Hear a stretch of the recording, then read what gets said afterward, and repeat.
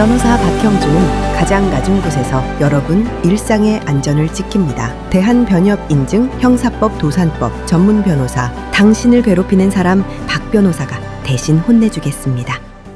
월세 안 내는 임차인이 있으면은 진짜 골치 아플 것 같거든요. 예, 많이 힘들어하시죠. 상담에 오시면 얼굴 표정이 정말 안 좋으시고 건물주로서 임대료 받고 이러려는데 오히려 애를 먹인다고 참 힘들어하십니다. 이 임차인 좀 내보내는 방법 없을까요? 순서대로 말씀드리자면 내용 정리를 보내서 임대차 계약 해지 의사 표시를 합니다. 거기에 대해서 전혀 반응이 없으면 점유 이전 금지 가처분을 한 다음에 영도소송, 부동산 인도소송이죠. 그것을 하게 됩니다. 청구 취지는 이제 인도하라 이렇게 있고 지연 차임과 장래의 차임 상당 부당이득을 내어놓으라 이런 식으로 작성하게 됩니다. 영도소송이 뭔가요? 임차인을 내보낼 수 있는 집행 권한을 받는 거죠. 판사님의 판결문, 확정된 판결문이 있어야 그것을 가지고 집행관 사무실에 가서 인도 집행을 하게 되지, 우리는 자력구제는 허용되지 않지 않습니까? 이제 공권력을 합법적으로 이용해서 그래야만 집행이 가능하지, 내 마음대로 임차인 집에 들어가서 물건 꺼내고 그러면 주거침입, 재물손괴로 체포 구속되겠죠. 영도소송 전에 내용 증명부터 발송하는 게 왜 중요한가요?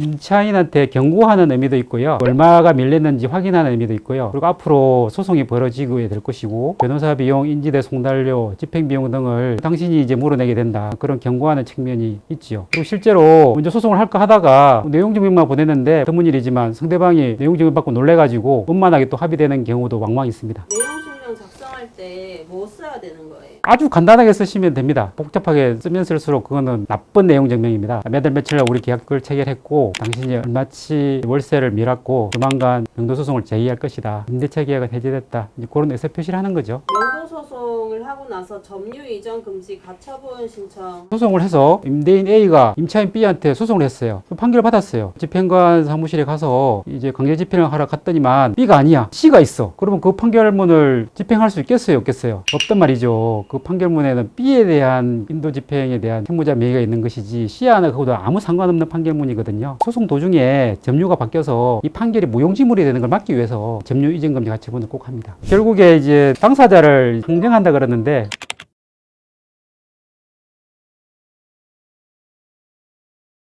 고정시키는 효과가 있죠. 그래서 만약에 점유이전금지 가처분을 하고 이런 일이 발생했으면 승계 집행문을 받아가지고 C에게 강제 집행을 해도 법률상 아무 문제가 없습니다. 처음 오시면 소장 내면서 아니면 소장 낸 후에 점유이전금지 가처분을 합니다. 그리고 또 주의할 점은 뭐냐면 결정문이 나와서 결정문 나왔구나 이렇게 놔두면 되는 것이 아니고 24일 이내에 법원에 집행관 사무실에 가서 집행을 의뢰해야 됩니다. 집행관이 나와서 해당 장소에 가서 이렇게 계고문을 붙입니다. 그런 과정에서 이제 상가나 주택의 내부가 어떤 상황인지도 쉽게 알 수도 있고, 또 마침 거기 임차인이 있으면 또 심리적인 압박도 될 수 있겠죠. 판결 확정 후에 강제 집행하고는 전혀 무관한 겁니다. 이거는 말 그대로 점유 이전 금지에 대한 계고문을 붙이러 가는 그런 절차입니다. 영도소송 할 때 있어서 중요한 점은 어떤 게 있을까요? 피고를 모두 특정하는 게 중요합니다. 어떤 경우에 있었냐면 어떤 할머니께서 이제 상가를 임대 주고 있었는데 이 할머니 A가 임차인 을에게 상가를 임차하고 계약을 했는데 현장에 가봤더니만 B가 없어요. C가 장사를 하고 있어요. 웬일인지 물어보니까 B로부터 이제 전대를 받았대요. 흔히 말하는 깔세죠. 이런 황당한 일이 있나, 무단 전대구만 생각했는데 이제 시청과 소견을 해보니까 뭐 사업자 등록증이나 영업허가증은 또 B로 돼 있어요. B의 척 아니면 인척 이렇게 막 당사자가 정신없이 무려 3명이나 왔다 갔다 하고 있어요. 이런 경우에는 어떻게 피고를 잡아야겠어요? 피고 1, 2, 3 모두 다 피고를 잡고 소송을 수행해야 마땅합니다. 만약 한 명이라도 빼놓고 판결을 받았다가 나중에 그것이 무용지물한 판결이 될 수 있거든요. 소송에서 이기기 위해서 핵심 증거 서류는 어떤 게 있을까요? 임대차 계약서 사본, 보증금이나 월세 이렇게 들어온 내역을 은행 가셔가지고 임차인 이름이나 임차인 가족들로 들어온 돈이 있으면 그 사람까지 합쳐서 두세 장 정도 뽑고 전입세대 열람 확인서를 구청이나 동사무소 가서 떼오시면 실제로 또 누가 사는지도 확인할 수 있습니다. 상가 같은 경우에 실제 운영자가 틀릴 수 있기 때문에 상가 임차인의 사업자 등록증이나 영업허가증을 가게 벽 같은 데 보면 있잖아요. 그거 확인할 수 있으면 사진 찍어 오라고 말씀드리죠. 무단전대 이거는 뭔가요? 임차인 분께서 이제 실수할 수 있는 부분인데, 예를 들어서 내가 상가 임차인이에요. 상가 임차인인 경우에 요즘에 샵인샵이라고 있죠. 내 가게에 조그맣게 깔세를 줬다, 임대를 줬다 이러면 이 무단 전대가 될 수 있습니다. 그것 때문에 임대인이 계약 해지 사유로 삼을 수 있으니까 만약 그러한 경우가 있다면 미리 임대인의 양해를 얻거나 그러한 사실이 유출되는 거는 자제해야겠죠. 크게 임대차 계약이 해지된 경우는 무단 전대 아니면 또 월세 안 내는 거, 크게 한 두 가지로 볼 수 있겠습니다. 영도 집행을 해서 판결이 났어요. 그 이후에는 어떻게 되는 건가요? 여기는 이제 집행관 사무실하고 이삿짐센터가 등장합니다. 그래서 법원에서 판결을 받고 집행문 부여받아서 집행해달라 그러면 집행관 비용을 내라고 합니다. 내죠. 그럼 끝났구나 생각하는데 절대 그것이 아닙니다. 실제로 집행을 할 용역회사 이삿짐센터가 있거든요. 거기에 여러 가지 비용을 내야 됩니다. 실제로 이제 물건을 끌어내릴 때 인부들을 부르는 비용이나 한 개월 동안 또 보관하는 비용이나 또 임차인이 그 물건을 안 찾아가면 그 폐기 비용이나 이런 비용까지 듭니다.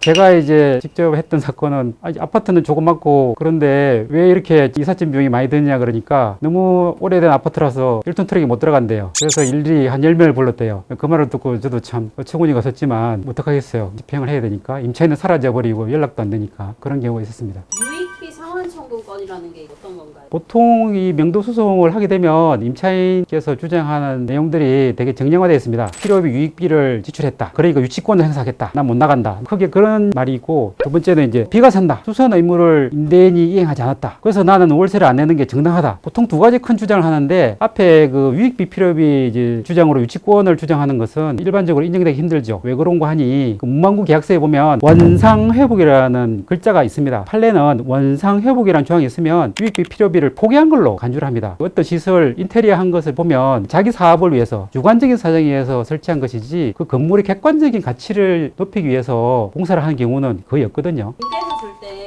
중요한 점 뭘까요? 보증금을 충분히 받으셔야 돼요. 충분히 안 받았다면 신속하게 소송을 하셔야 됩니다. 왜 그러냐면 밀린 월세, 건물을 훼손했을 때 손해배상만 보장한다고 됐지만 변호사 비용, 인지대, 송달료, 집행관 비용, 이삿짐센터 보관 비용, 이삿짐센터 용역 비용, 폐기물 처리 비용 이런 것까지 다 포괄해야 됩니다. 소송 비용 확정 청구, 집행 비용 확정 청구를 하더라도 그것을 이제 보증금에서 공제를 해야 될 텐데 너무 작은 보증금을 받았다거나 아니면 보증금을 충분히 받았는데 이제나 저제나 소송을 해야 되나 말아야 되나 계속 결정장애를 겪다가 시간만 가는 순간 보증금이 1,000만 원 밑으로 떨어지는 순간 이게 상당히 나중에 가서 이제 본인의 손실로 남을 수 있는 금액들이 발생할 수 있습니다. 그래서 충분한 보증금이 있을 때 소송을 하시고 해야 또 임차인 입장에서도 조정을 통해서 받아갈 게 있어야 쉽게 나가지 안 그러면 임차인 쪽에서 이사비 내라 오히려 큰 소리를 치고 임대인이 더 난처한 경우가 생길 수 있습니다. 충분한 보증금을 확보하시거나 더 많은 보증금이 공제되기 전에 미리미리 소송을 하시는 것이 중요하겠습니다.